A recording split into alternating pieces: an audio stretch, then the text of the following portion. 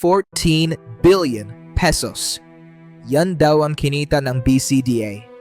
Pero ang tanong, bakit hindi pa rin kayo nagbabayad ng utang sa Baguio? Bakit gusto kayong ipabuwag ng Department of Defense? Anong klase ba ito? Ipinagmamalaki ngayon ng Bases Conversion and Development Authority o BCDA sa kanilang Facebook page na umabot daw sa 14 billion pesos ang kita nila noong 2025. Sabi pa sa report, lampas-lampas daw to sa target nila na 11 billion. So lumalabas na sobrang successful ng ahensya. Wow! Oh, eto, award. Pero teka lang, bago tayo ma-impress sa 14 billion na yan ng BCDA, may simpleng tanong lang ako. Kung totoo na may 14 billion pesos kayong kinita, bakit hindi nyo pa rin pinapayaran ang utang nyo sa Baguio? Ang labo eh. Nag-flex kayo ng billions, pero yung revenue share ng Baguio City sa Camp John Hay, nasaan? Nagse-celebrate kayo habang ang mga taga Baguio naghihintay sa pondong dapat sa kanila. Hindi nyo ba alam na punong-puno na ang Baguio sa inyo?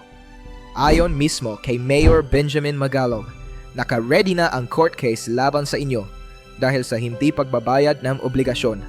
Ang yaman-yaman nyo sa press release, pero sa bayaran, na. At hindi lang yan.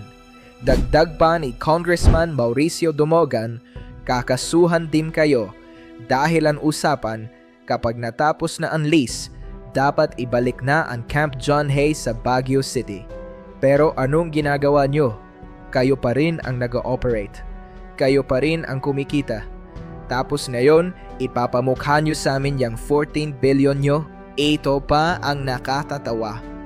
Sabi ni BCDA President Joshua Bincang, ang 2025 results daw ay patunay na lumalakas ang investor confidence dahil sa kanilang disciplined asset management.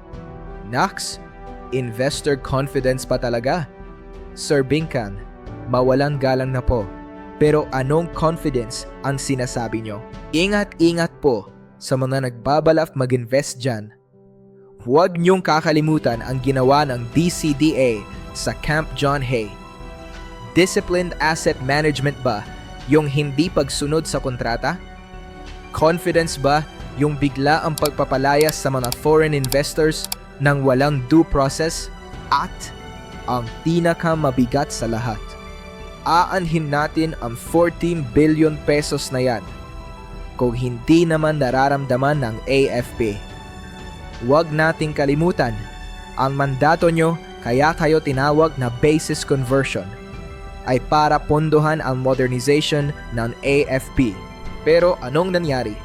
Bakit nung kailan lang lumabas ang balita na gusto na kayong buwagin ng Department of National Defense dahil wala raw kayong pakinabang sa military defense? Imagine, sarili niyong beneficiary, ayaw na sa inyo? BCDA.